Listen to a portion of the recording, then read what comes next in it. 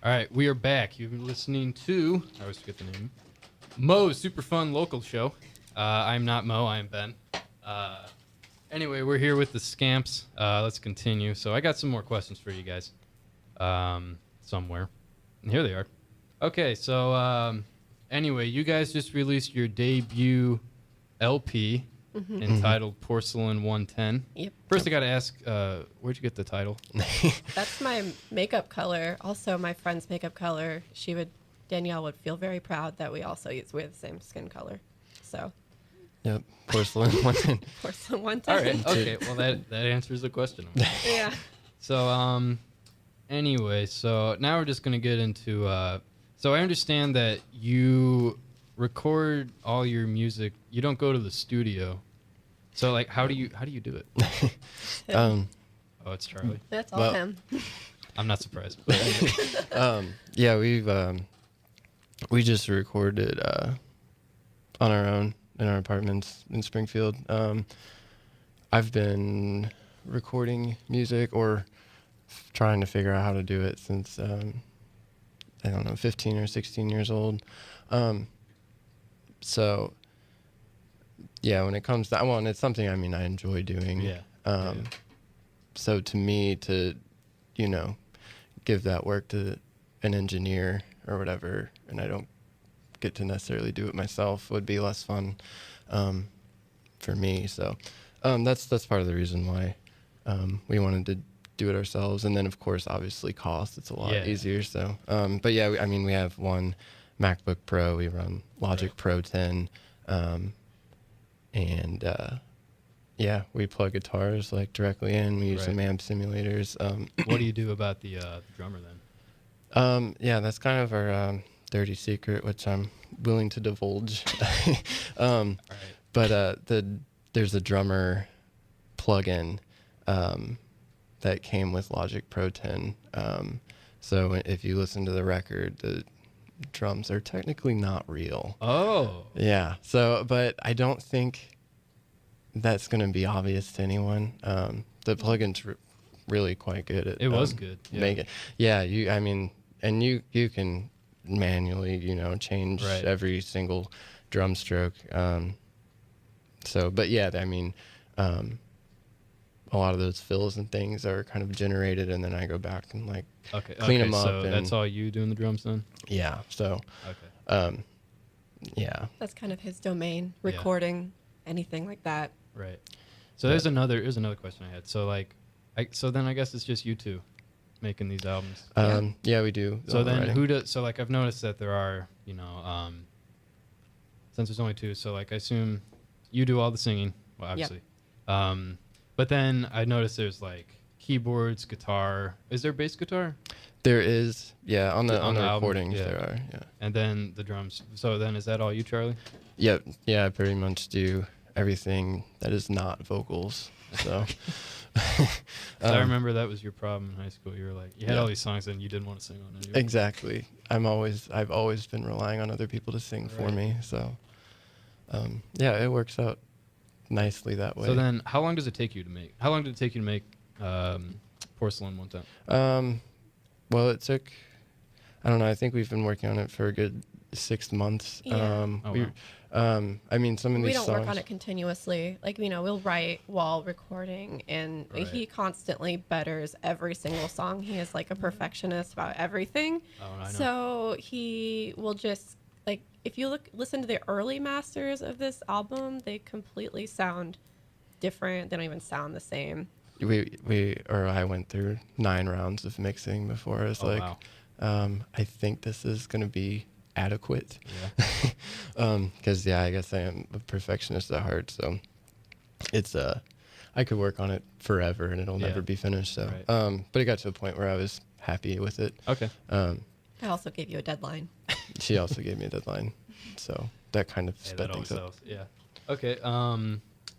So then, who writes? So when you write, how do you write the song? Does one of you come up with an idea, or do you both collaborate? Does one of you just write the lyrics, or do you both? Or I write lyrics on my own, just not for all the songs. I have a notebook that I just write in for just random lyrics, and then he'll come up with a riff that he really likes, and he'll record it and he'll send it to me. It's usually just one riff because I mean, really, our songs for the most part are just centered around one riff. Yeah. A little bit more after that, but and we'll just kind of like we'll get together, we'll pick apart everything. Like usually my lyrics rarely go in as one sheet. Like if I have on a paper, we'll pick them apart and put it back together, and it's just like this Frankenstein of a song. But it turns out well. All right, we got a phone call right now. I don't know how to. Okay. Seriously? Ben? Is that it? Hello, this is Mo's super fun local show. Oh, hi, Mo. Is this going on air? No, not yet. How do I do it on air? Well, you gotta turn on the telephone thing on the far right. She'll just keep on talking. So what we're gonna do is we're just gonna put it on air now. Seriously, like no, I can't. I don't record. I don't play music. So like that was just like way over my head. But I think it's fascinating that you guys are that talented that you're able to do all of that yourself. That's amazing. Thank you. So anyway, no, Oh my God. I'm standing outside across from a Salt and Pepper restaurant, Old Navy in Herald Square, a Hooters, and a Blarney's Rock Pub on Oh, wow. what street is it? 7th? Are we on 7th? Yeah, something like that. Giant H&M there. I'm basically in Times Square, for a block or two away, and Nice. I wanted to call and say I'm so sorry I can't be there. And the show is going great, and Holly, that was a crazy awesome performance. It was you. really cool to listen to Velvet Underground while sitting in New York City. I'm Yeah, jealous. That was awesome. Yeah. That's the place to be for Right. that. Oh, between 6th and 7th on 31st, somebody just told me, so as we're walking by.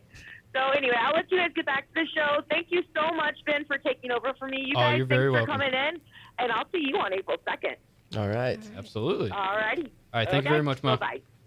Bye. Kill the mic. All right, we good? Did I do everything I need to do? I'm so proud. All right. I've only been doing this for over a year. Like, come on. Give me a break. Okay. Anyway, back to it. Anyway, as DJ Mo, Aaron just said, she will be seeing you on April 2nd, which is the We Are United Birthday Bash, which is featuring the bands Facing Infamy, Monsters Eat Manhattan, New Lingo, My Legacy, My Ghost, Civil Youth, Shaft, and the Scamps, who are with us here right now. Yep. It's going to be cool going up with Shaft. Yes. Yeah, Indeed. Yeah, we're excited We're about that excited show. for that show. Yeah, it'll be fun. There's Yeah. a lot of different. So that's going to be bands. at Pops nightclub over in Sauget. Everyone loves Pops. So we got that to look forward to. Oh, and let me ask you this. Mhm. So I know we talked about the Springfield local scene. How do you guys feel about the St. Louis local scene? It's cool. I think it's definitely bigger than Springfield's, but Yeah, of course they've been more people here. accepting of us. Really, I mean, I do a lot of the booking, and I just kind of mass emailed a bunch of people because I didn't really know how to go about getting into a show. So they've been really accepting because a lot of times we don't really fit bills exactly because we're not, we're more traditional punk rather than like a pop punk, and St. Louis has a really big pop punk scene. Yeah. So a lot Yeah. of times they're pretty accepting of us, and we get people seem to like us, which is good. Yeah, but it's good. There's a lot more places to play than Springfield, that's for sure. Yeah, I do like coming up here to Yeah. play. So I noticed that you guys went on kind of a mini tour through Illinois. You guys went up to Chicago and Yes. Yeah. Where else? My hometown of Effingham, which is Oh, in okay. central Illinois, so we Right. went there as well. And then St. Louis, of course. So just a small tour, but it went really well. Right. Well, that's good. How was it playing? Like, I assume it's a lot bigger in Chicago. Well, did you only play that one show in Chicago? Yeah, we Yeah. just played the one, Okay. and it was cool. We played at the Underground Lounge, and that was an interesting show. There wasn't as many people there as our other shows, just because we really don't have a following in Yeah. Chicago. Not yet. Well, And- and it was the exact same night as Oh, yeah, hockey game. Hockey game. Oh. Yeah. See, But that was an interesting show because I booked the bands who played with us because they said that we could play there as long as we find some Chicago local bands. So like once again, like mass like Facebook messaged people and like asking if they can play a show with us, and I got 2 bands. And I was like concerned, you know, they're not gonna like show up or something like that, but they showed up and they turned out really well. They were actually really cool bands, especially this band called Big Joy. They're up in Chicago. They're really cool, very White Stripes-ish, interesting people, that's for sure. Yeah. Yep. Well, that's cool. So, anyway, do you plan on, so outside of this We Are United Birthday Bash, which is going to be at Pops on April 2nd, where else can we see you? Do you guys got any other shows planned? We're playing in Springfield on the 21st. It's obviously a 3-hour drive away from here, but... March 21st. March 21st, Okay. right. Yeah, Okay. March 21st. We're playing with Sleepy Kitty, actually. They'll be playing that show. They're from St. Louis. They're touring with Ezra Furman and the Boyfriends. So they're going on that national tour, so they're stopping in Springfield as well. We'll Okay. be on that bill. I think Ezra Furman, he's playing like South by Southwest and a bunch of... Really? Yeah, so that would be cool to Yeah. play that show. Yeah. Because that'll probably be a big crowd for that Absolutely. one. So let me ask you this. What is the craziest live show you guys have ever done? Craziest live show that we've done? Probably, I mean, not like necessarily crazy. It was an interesting, you know, again, that Chicago, one of the bands that I booked, they came and, like, they were on stage or whatever, and of course I booked them, so I'm concerned, like, something terrible is going to happen. It's going to be all my fault. You're like mildly responsible for their antics. Yeah. So You know? they played their first song. It went really great. And I was so excited. Yep. I'm like, oh, good. Like, nothing bad is happening. And after the first song, they were like, it's really hot in here. We're going to go ahead and take off our pants. And so they did. And I was like, I don't know how much of their clothes they're going to take off. But it Where was does just the this pants. end? They had like boxer briefs on. And one Okay. of them said big and the other said joy. So I'm like, okay, I get it now. I get it. It all makes sense. It really does. It all made sense. It was all worth it. And it stopped there. It didn't go any Yeah, it further. didn't go any further. okay. It was tasteful. It was tasteful, and they played really well, and it was fun. Like, people were actually dancing at that show, which was Okay. really cool. They had people dancing, Yeah. so I was like, you know what? When you say That's okay. dancing, do you mean like mosh pit dancing? Or No, like actual, legitimate like dancing. They were like jumping up and down. They're very this band was very like lively. They were upbeat. They were Yeah. everything. So Okay. it was Yep. cool. We've never had moshing at our show. Okay. Yeah. Well, that's interesting. So when you're saying that stories, I was expecting it to be like, you know, like Red Hot